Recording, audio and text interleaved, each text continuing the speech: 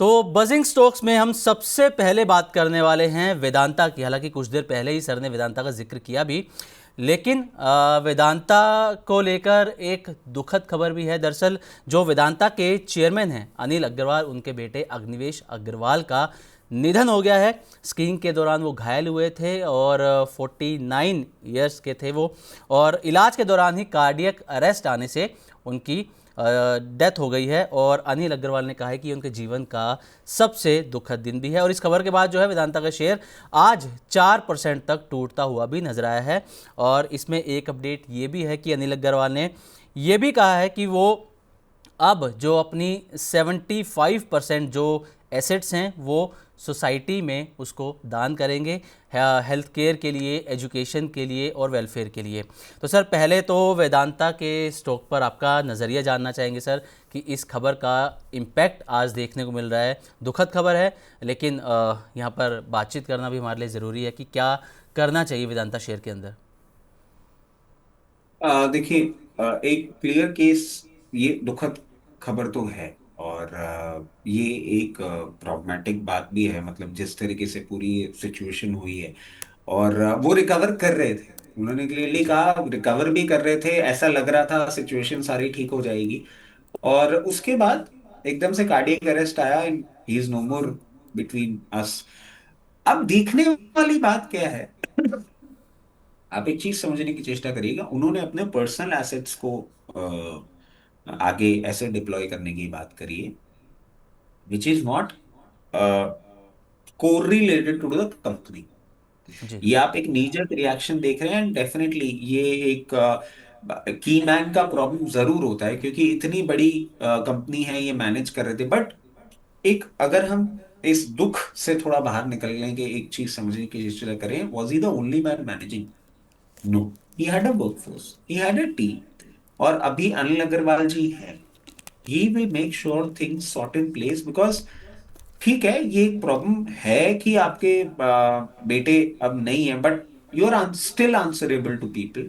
थोड़ा सा एक प्रॉब्लम जरूर आपको देखने को मिल सकती है, and that was the reason मैंने 540 तक के लेवल्स भी आपको बोले थे कि वेदांता एक बार आपको देखने को मिल सकता है। इवेंचुअली फैमिली में से कोई, इवेंचुअली मैनेजमेंट में से कोई, इवेंचुअली बोर्ड में से कोई कॉम्पिटेंट आदमी voted by all will come in play. और फिर वो सारी की सारी चीजें उसी तरीके से होती हुई आपको दिखेंगी। ही वॉज अ इम्पॉर्टेंट की man of the company undoubtedly. But company जिस साइज की है, जिस तरीके से पूरा का पूरा बोर्ड है, I think soon we will have somebody to take care.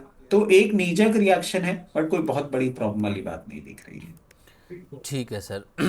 अगले बजिंग स्टॉक पर हम यहाँ पर चर्चा कर लेते हैं। अगला बजिंग स्टॉक हमारा रहने वाला है HDFC bank.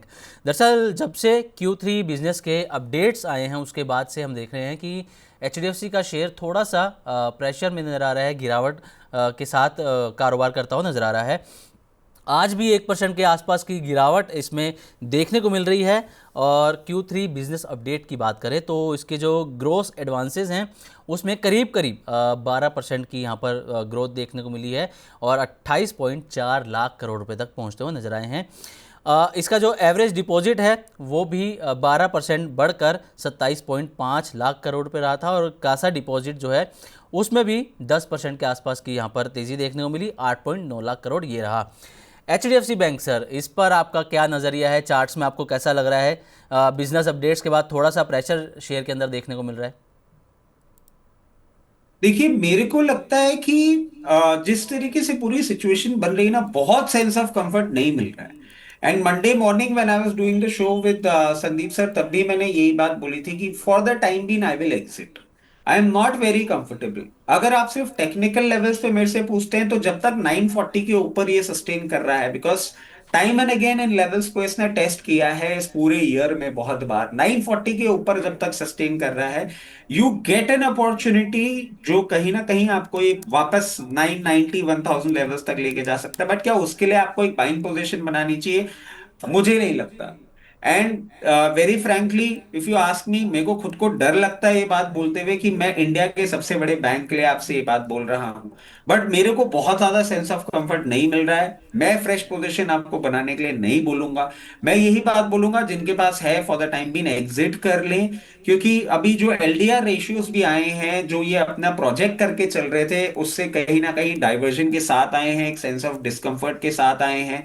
I don't want to put it like this, मैं कोई पैनिक नहीं क्रिएट करना चाह रहा हूं, बट इंडिया का सबसे बड़ा बैंक है और जिस तरीके से ये चीजें मैनेज कर रहा है इन रिसेंट टाइम्स, मैं कंफर्टेबल नहीं हूं। 1024 के ऊपर क्लोजिंग करेगा, उसके बाद वापस से पोजीशन बनाने और सस्टेन करेगा, उसके बाद बैक्ड बाय गुड गाइडेंस और change in the way they are doing business, उसके बाद मैं आपको बोलूंगा लेने के लिए। जिनके पास है 940 के क्लोजिंग बेसिस स्टॉप लॉस के साथ पोजीशन मेंटेन करें। I will not suggest any fresh entry. Anywhere close to 1000 you should take a exit call. Okay, तो 1000 के करीब आता है तो आपको एग्जिट करने की एचडीएफसी बैंक से सलाह रहेगी। स्टॉप लॉस भी सर ने यहाँ पर बता दिया है 940 का, फ्रेश एंट्री की आपको रेकमेंड नहीं कर रहे हैं यहाँ पर सर। 1024 1024 के ऊपर सस्टेन करता है तो उसके बाद खरीदने की सलाह इसमें हो सकती है, लेकिन फिलहाल 1000 के आसपास आए तो आपको एग्जिट कर लेना चाहिए। अगला बजिंग स्टॉक भी सर बैंकिंग सेक्टर से ही रहने वाला है, आईडीएफसी फर्स्ट बैंक। दरअसल खबर यह है कि सेविंग्स अकाउंट पर इन्होंने जो अपनी ब्याज दरें हैं उसको घटाया है और कुछ अकाउंट्स में 2% तक ब्याज इन्होंने कम कर दिया है।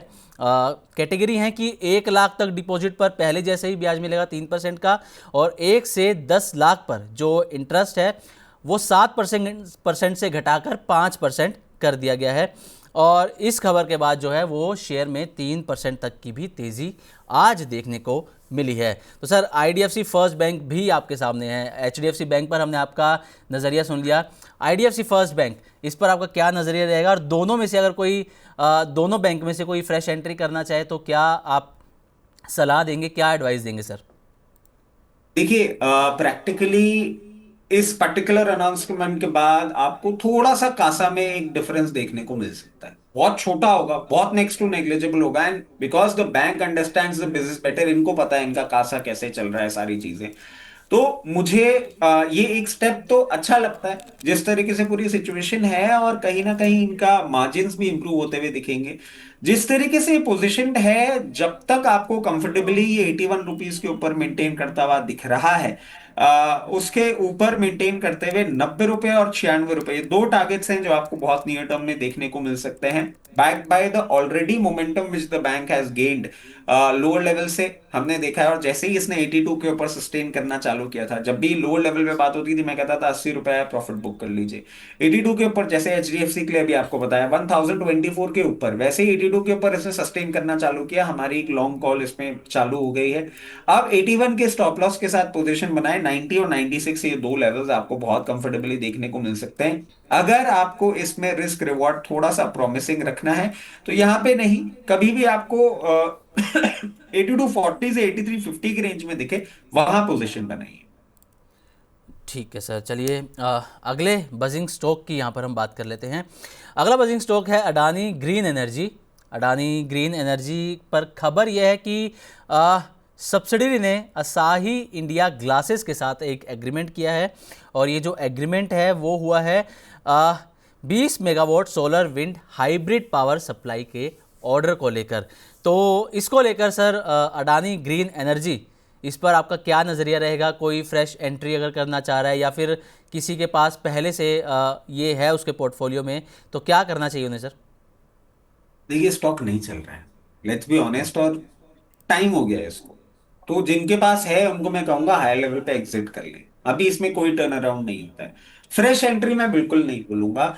इतना अंडर परफॉर्म कर रहा है ये स्टॉक, क्यों करना है? ऐसी मार्केट में इतनी वो है ना, बोलते हैं ना, और भी कम है इफ आई एम करेक्ट, जमाने में या फंसाने में, मतलब इतनी परेशानी है भाई साहब, क्यों और आपको पोजीशन बनानी? कुछ नहीं करना है, इससे दूर रहिए, हायर लेवल पे एग्जिट करिए।